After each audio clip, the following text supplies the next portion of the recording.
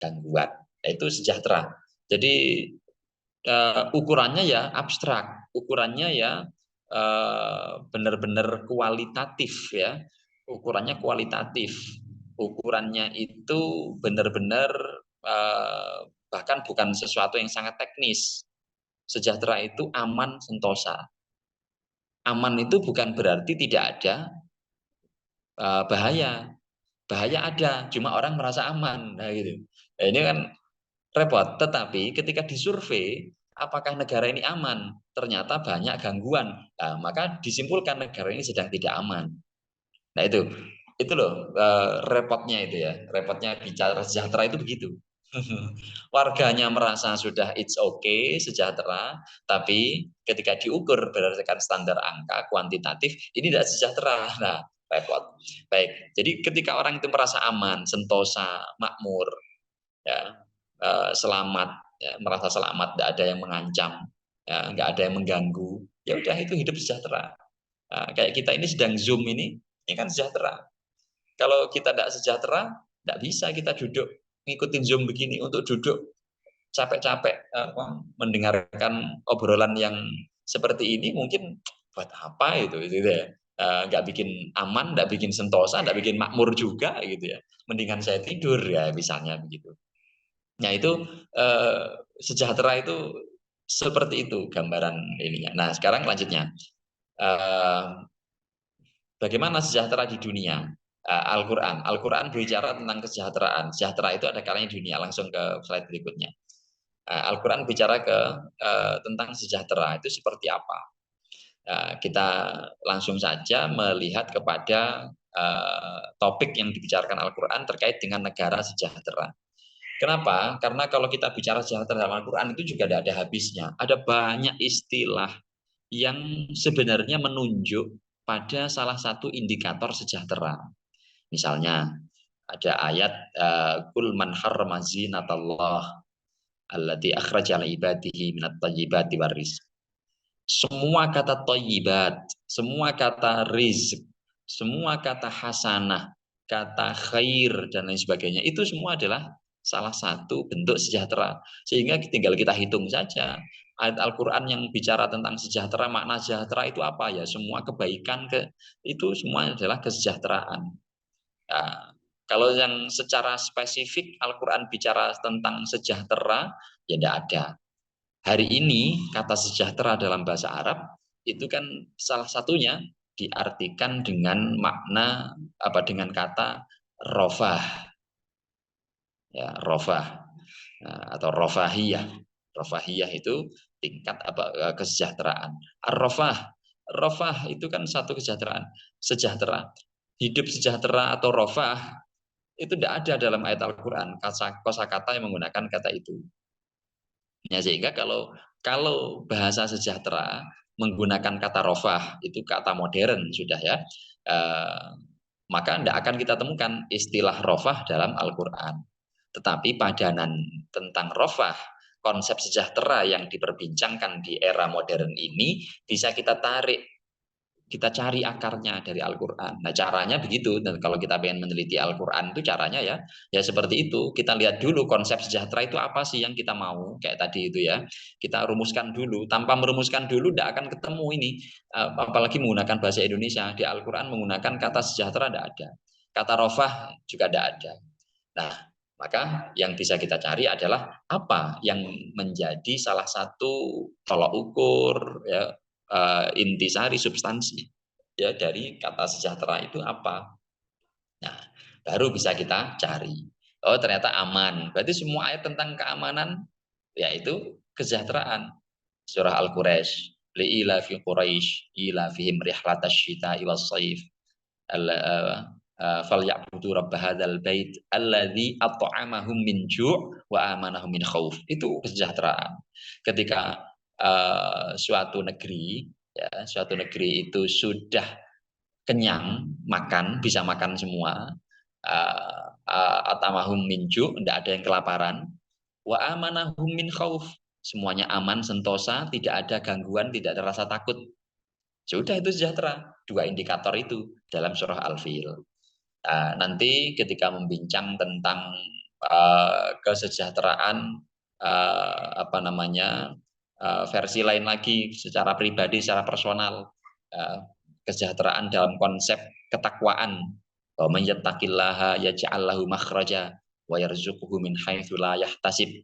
Nah, orang yang sejahtera itu adalah orang yang bertakwa. Dengan indikator apa? Indikatornya nanti adalah yaitu dia selalu dapat solusi.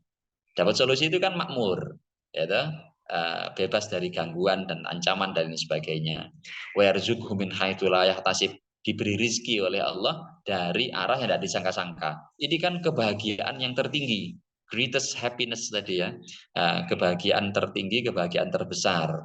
Kenapa? Dapat rizki dari arah yang tidak disangka-sangka. Sudah tidak bisa diungkapkan dengan kata-kata. Siapapun pernah mengalami dapat rizki dari arah yang tidak pernah disangka-sangka. Itu sejahtera itu di saat itu. Dan kesejahteraan itu tentu fluktuatif, ya, kadang naik, kadang turun, sebagaimana roda berputar itu. Baik, kita lihat langsung menuju kepada topik yang memang menjadi fokus dari apa yang diinginkan oleh lembaga ini, adalah bahwa kita tadi ingin membincang tentang negara sejahtera dalam perspektif Al-Quran. Kita lihat dari surah Saba ayat 15. A'udzubillahi minasyaitonirrajim. Laqad kana li saba'in fi maskanihim ayah jannatani an yaminin wa shimal. Kulu mir rizqi rabbikum washkurulah baldatun thayyibatun wa rabbun ghafur. Ya. Nah, ini saya baca secara kebahasaan saja. Oke, jadi sungguh ya pada kaum Sabak, ya, ini berarti di periodenya siapa ini, Nabi Sulaiman ya. Sungguh pada kaum Sabak itu benar-benar ada satu tanda kebesaran dan kekuasaan Allah. Nah, boleh kita bilang dari sini, negeri Sabak itu kan seringkali dikenal sebagai salah satu prototipe ya, negara sejahtera. Negeri yang sejahtera, aman, makmur, jaya, sentosa. Penduduknya itu kaya, rajanya juga kaya, mewah semuanya, begitulah kira-kira. Singkatnya begitu. Nah, ini negara sejahtera adalah negara yang di situ ada tanda kebesaran dan kekuasaan Allah dan tampak. Nah, itu garis besarnya.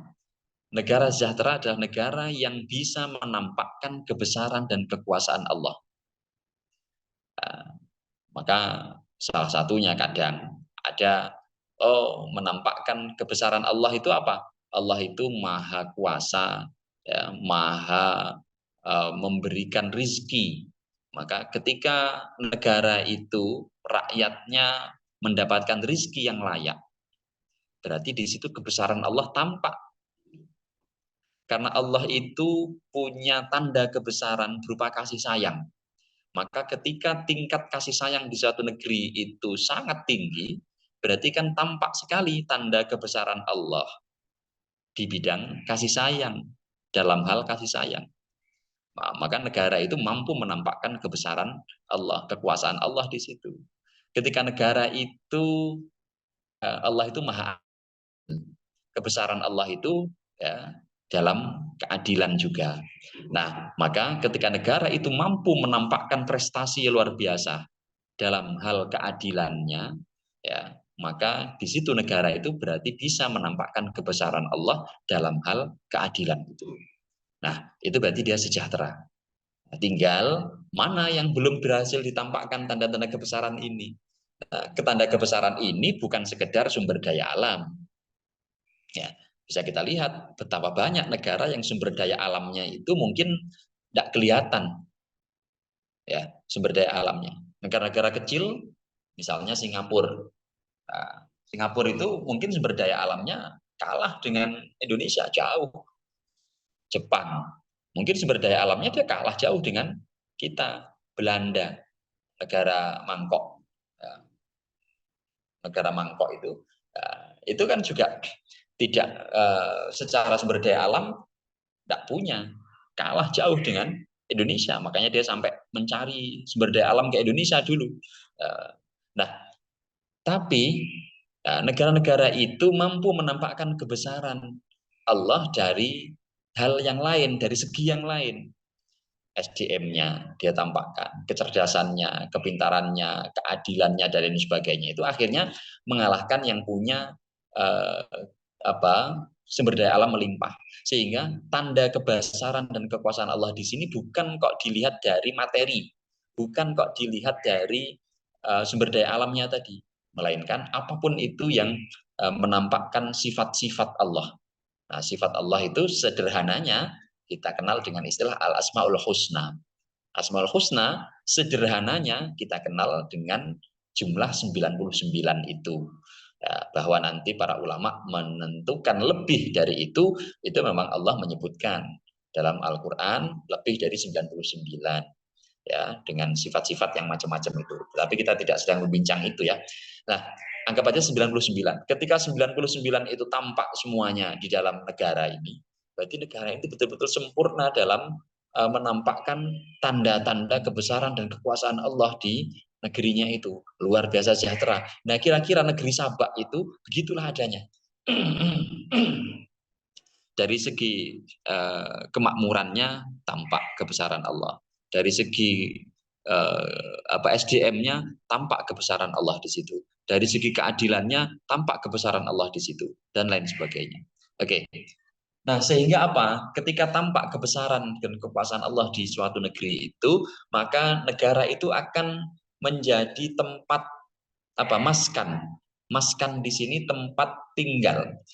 Dalam Al-Quran, tempat tinggal itu bisa diungkapkan dengan banyak kata, banyak istilah. Ada diungkapkan dengan maskan, ada diungkapkan dengan bait atau buyut, ada diungkapkan dengan kata manzil. Manzil, bait atau buyut, ada juga dengan dar, ya, ada juga dengan maskan. Ini semuanya kalau diterjemahkan dalam bahasa Indonesia bisa dimaknai sama, yaitu apa? Tempat tinggal atau rumah. Maskan ya tempat tempat tinggal, rumah juga. Bait ya tempat tinggal ya rumah. Dar itu ya bait ya tempat tinggal ya rumah. Ya, manzil ya tempat tinggal ya rumah. Tetapi artinya itu jelas berbeda dalam bahasa Arab. Bahasa Al-Qur'an membedakan itu. Ada al-furuq al-lughawiyah. Ketika maskan, maka ini bukan sekitar tempat tinggal, tapi kediaman yang membuat dia nyaman. Tempat kediaman, tempat dia berdiam, menetap. Maskan, sukun. Sukun itu berhenti, tidak bergerak. Nah, maka ketika dia sudah nyaman di situ, ada di zona nyaman di negaranya itu ya, dia sudah comfort di situ, sudah tinggal diam di situ, merasa nyaman dan tidak merasa perlu pindah.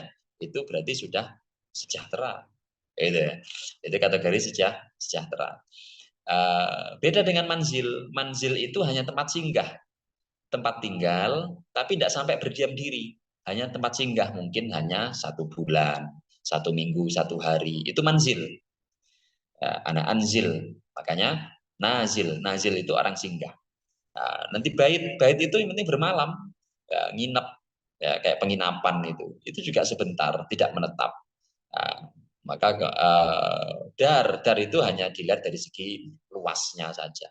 Ya, tapi tidak mencerminkan maskan, tidak mencerminkan ketenangan.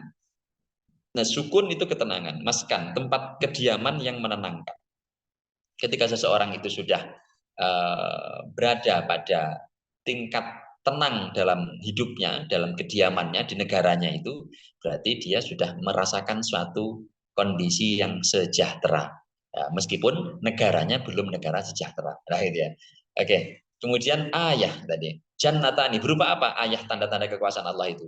Ini disebutkan ayatnya itu adalah jannatani an yaminin wa shimalin, yaitu 2 bidang kebun jannatani ya fi an yaminin di sebelah kanan wasimalin dan sebelah kiri di seluruh penjuru.